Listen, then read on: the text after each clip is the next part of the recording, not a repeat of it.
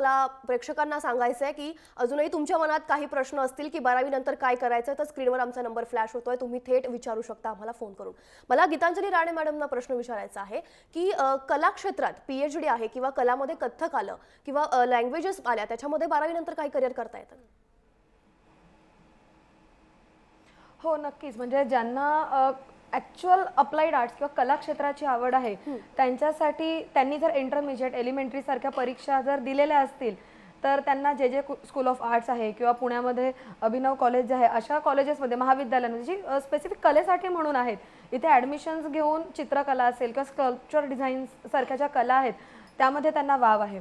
तुम्ही नृत्याचं जे विचारलं, ज्यांना नृत्याची आवड आहे त्यांना सुद्धा नृत्यामध्ये BA MA आणि त्यानंतर PhD करता येतं आणि त्याचे स्पेशल कोर्सेस विशारद झाल्यानंतर ते अरेंज करू शकतात किंवा घेऊ शकतात आणि हा एक उत्तम व्यवसायाचाही मार्ग आहे. म्हणजे ज्यांना नोकरीची आवड नाही आहे पण कला आहेत आणि कलेच्या माध्यमातून स्वतःचा असा काही बिझनेस डेव्हलप करायचा आहे त्यांच्यासाठी हे उत्तम असे पर्याय आहेत. नक्कीच. भाग्यश्री भुतेकर नाशिकवरून आहेत आपल्यासोबत. भाग्यश्री विचारा, तुमचा काय प्रश्न आहे? हां हॅलो, बोला, प्रश्न विचारा. आता मी 12th एक्झाम दिली आहे. हां. त्याच्यात मला 67% मिळाले. हं. तर मला आता याच्यानंतर ITI करायचं आहे टेक्निकल. हं. आणि तर त्याच्यात जॉब लागेल का?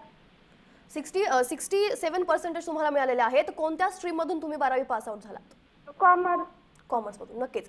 मी सरांकडून तुमच्या प्रश्नाचं उत्तर तुम्हाला मिळवून देईन. सर, यांना 67% मिळालेले आहेत कॉमर्समध्ये, त्यांना ITI मध्ये पुढे करिअर करायचं आहे, तुम्ही कसं मार्गदर्शन कराल? I wouldn't know about ITI, frankly. नक्कीच. गीतांजली राणे मॅडम, तुम्ही मला या प्रश्नाचं उत्तर द्याल की त्यांना ITI मधून करिअर करायचं आहे पुढे, तर तुम्ही कसं मार्गदर्शन कराल? कशातून करिअर करायचं? ITI मधून करिअर करायचं आहे आवाज त्यांना. येत नाहीये मला. त्यांना ITI मधून करिअर करायचं आहे. कॉमर्समधून 67% त्यांना मार्क्स मिळालेले आहेत. हा, त्या मुंबईच्या आहेत का? हो हो. नाशिकमधून आहेत त्या. त्यांना कॉमर्समध्ये जर 67% मिळालेत. नाशिकमधून आहेत. अच्छा. गव्हर्नमेंटचे काही कॉलेजेस आहेत ज्या कॉलेजांमध्ये मुलींसाठी म्हणून खास ITIचं प्रशिक्षण दिलं जातं आणि अशा कॉलेजेसमध्ये त्या ॲडमिशन्स घेऊ शकतात.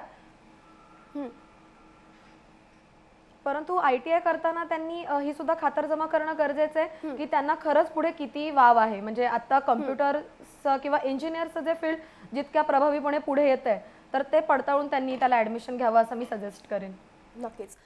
मला सर तुम्हाला विचारायचं आहे की बऱ्याचदा असं होतं की घरातले सांगतायत किंवा मोठा भाऊ किंवा आणखी काही नातेवाईक जे आहेत ते ज्या फील्डमध्ये गेले, जिथे सक्सेस झालेत, मला तिथेच करिअर करायचं आहे. पण प्रत्येकाची बुद्धी क्षमता किंवा प्रत्येकाचा एक कल असतो, तो वेगवेगळा असतो. मग अशा वेळी विद्यार्थ्यांनी आपलं नेमकं जे करिअर आहे किंवा मार्गदर्शन कसं घ्यायचं किंवा कोणतं करिअर त्यांनी निवडलं पाहिजे?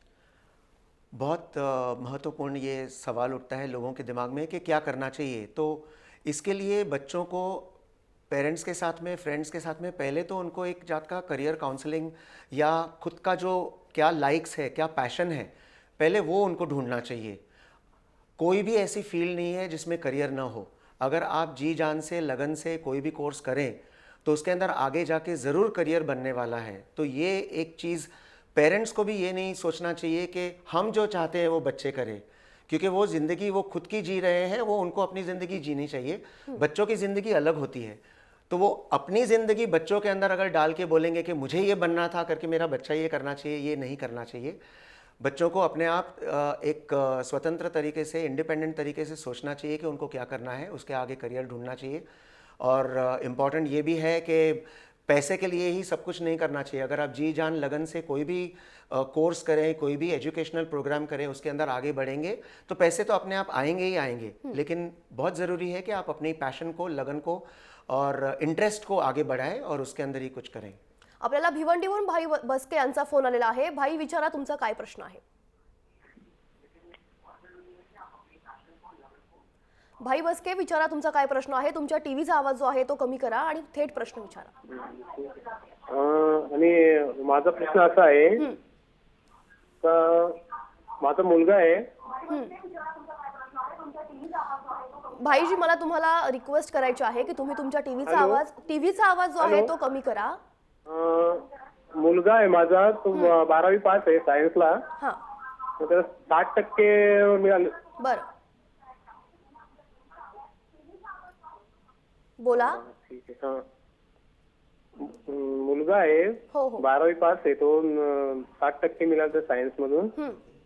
तर तो पुढं काय करायचं असं तेच विचारतोय. बरं बरं सर या प्रश्नाचं उत्तर देतील. 12वीला 60% मिळालेले आहेत त्यांना, पुढे काय करायचं आहे त्याचं मार्गदर्शन करा. आप अपने बच्चे को देखिए किस में इंटरेस्ट है, उसको केमिकल साइंसेज में इंटरेस्ट है, कंप्यूटर में इंटरेस्ट है, इंफॉर्मेशन टेक्नोलॉजी में इंटरेस्ट है, प्लांट्स एनिमल्स में इंटरेस्ट है.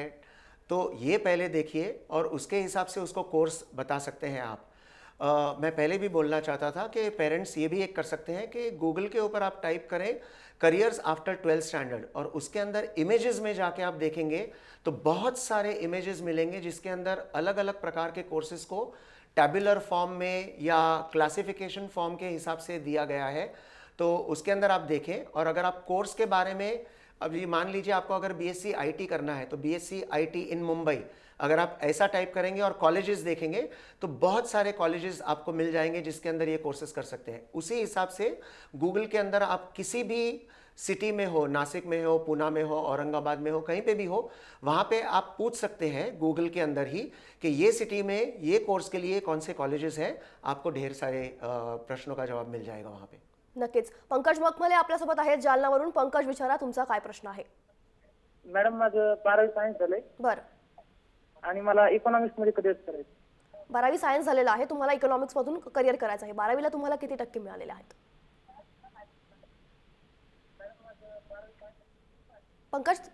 पंकज 12वीला तुम्हाला किती पर्सेंटेज मिळालेले आहेत. 70% पैकी. नक्कीच. सर 12वी सायन्स केलेलं आहे पण इकॉनॉमिक्स मधून पुढे करिअर करायचं. हाँ, आप 12वीं साइंस के बाद में बीए विद इकोनॉमिक्स कर सकते हैं. फर्स्ट ईयर में आपको अन्य सब्जेक्ट्स लेने पड़ेंगे लेकिन आगे जाके आप इकोनॉमिक्स में ग्रेजुएशन कर सकते हैं. ये अलाउड है, ये पॉसिबल है आपको.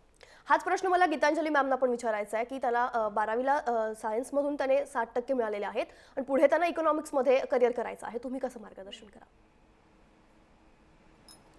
BA इकॉनॉमिक्सला ॲडमिशन घेता येऊ शकतं. यामध्ये सुरुवातीची जी 2 वर्ष आहेत म्हणजे फर्स्ट इयर आणि सेकंड इयर, तेव्हा सेकंड इयरला 2 सब्जेक्ट्स असतील त्याला इकॉनॉमिक्सचे आणि नंतर 3ऱ्या वर्षाला पूर्ण इकॉनॉमिक्स हा विषय घेऊन त्याच्यामध्ये स्पेशलायझेशन करता येऊ शकतं.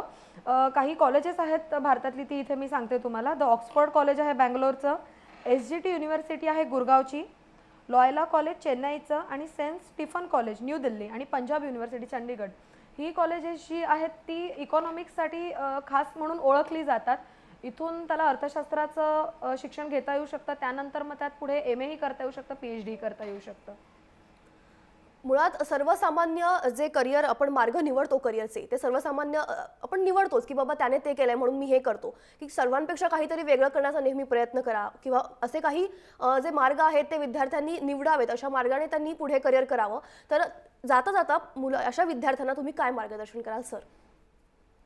जैसे मैंने पहले कहा ऐसे बहुत सारे कोर्सेज़ हैं जो बहुत यूनिक है और बहुत अलग अलग कोर्सेज़ हैं और बच्चों को फाइंड आउट करना चाहिए अपने आप बैठ के.